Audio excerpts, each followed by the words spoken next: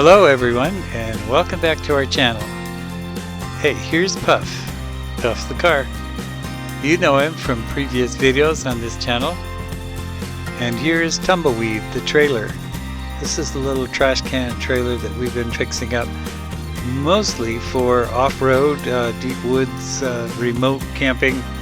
But we wanted to try it on the RV parks in case we need to use it on our travels to wherever. So far, everything seems to be working right. At this RV park, it's particularly unusual because this is probably about a half a mile from the house that I lived in when we first moved to California with my family in 1960. We'll be looking at that house in a little bit, but in the meantime, enjoy the view of the little funky RV park in Mount Shasta, California.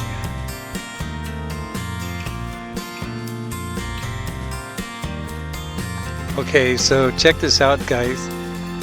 Across this field that you're about to see is the house that I lived in when I was a little kid. Probably 7 or 8, maybe 9 years old, I can't remember.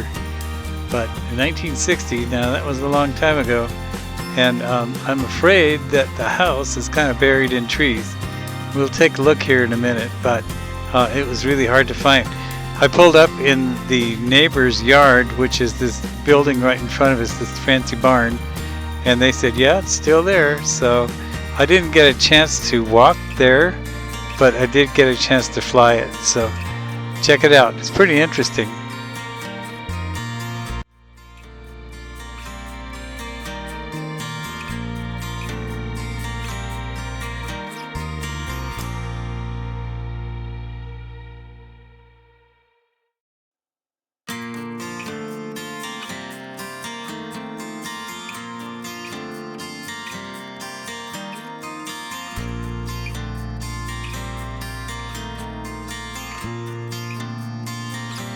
Okay guys, if you look closely, and I mean very closely, behind this big red barn and that grove of trees is a little old white house. Now this was the house that we lived in. We moved in here in 1960, and there were 7 of us in the family. 2 brothers, 2 sisters, myself, and my mom and dad. And it was tight, but we were happy to have such a cool place. The place that we lived from or moved from was in Wisconsin, didn't have indoor plumbing, so we had to go outside to do the potty, and we had to carry water in for mom to cook and wash clothes and that sort of thing. So we thought that we were, pretty lucky to find a place like this. Anyway, we have to look very closely now. I'm circling around trying to exactly spot it. In this area right here, when we were kids, Dad wanted us to wash the car, and it was parked on a hill. And so my sisters and I got in there and was messing around trying to clean it up, and I think it was Mary Lou that pulled it from park into neutral, and it rolled down a hill and landed in a ditch. And boy, we were scared. We thought that we were in big trouble, but at that time my oldest brother Gordon came home and was able to drive it back up the hill and park it where it was. And we learned a lesson that day.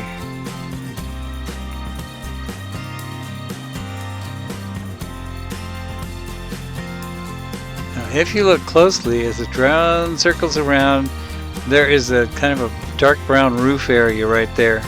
And that's the house. And man, it is buried in the trees big time. So I'm going to move the drone down a little bit closer here so we can get a better shot of it.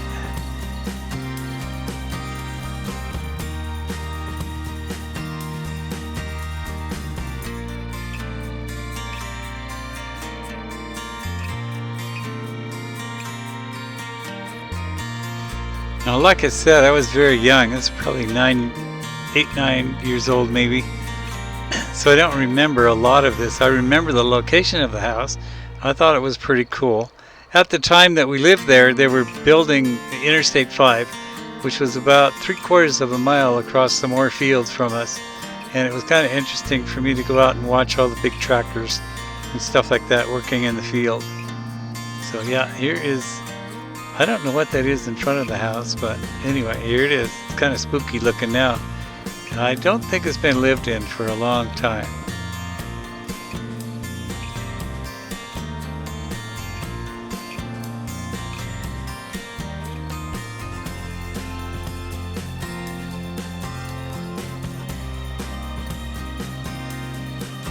Okay, so it was kind of windy this morning, and you can see the trees thrashing around.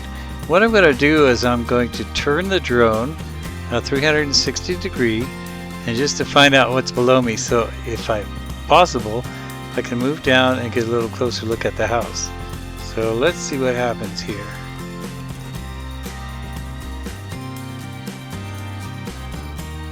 No, not really.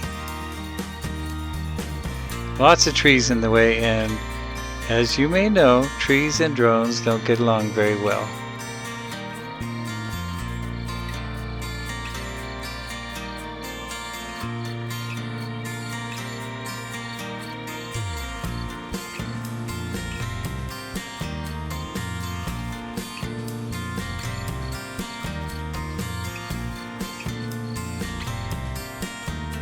Here again, I'm trying to get a shot of the front of the house, that's where the front door would be, right down in that right-hand corner. But there's no way that the trees have grown up in front of it really thick. And the lilac bushes and whatever else is grown down there. A lot of stuff going on. This house has definitely not been lived in for a long time.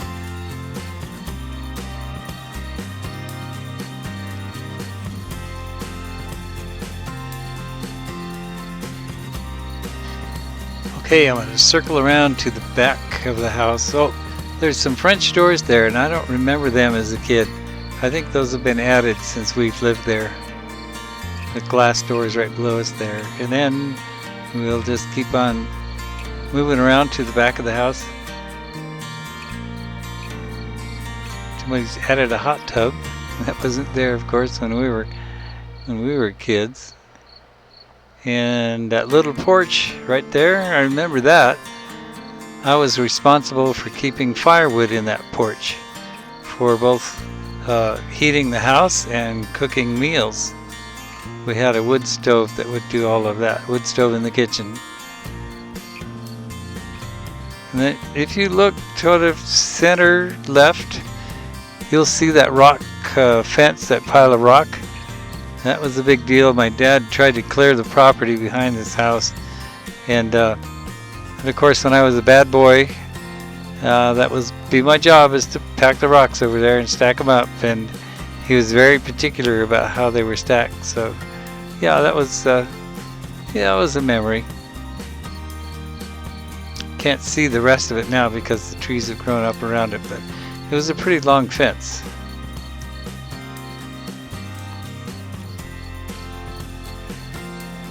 Okay, so I didn't pan out. There is west of here, which is just forward from this shot.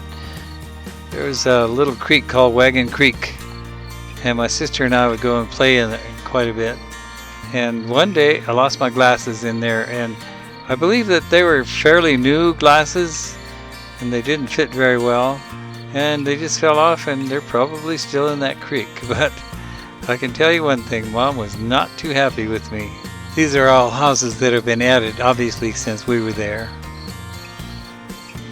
Anyway, that's about it. I don't know if we bored you or if this is exciting or interesting, but your obligation is to let me know what you thought about this video.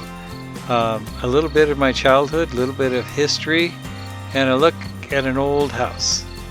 Anyway, here we go. We're going to go back to the RV park and gonna settle in and get ready for the next adventure. And I can tell you one thing right now, the next one coming up, I've already recorded it, I just haven't edited yet, and it is pretty amazing.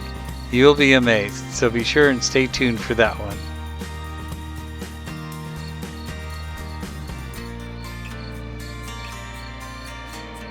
Okay, one last look at the old house, and then we are headed back to the RV park.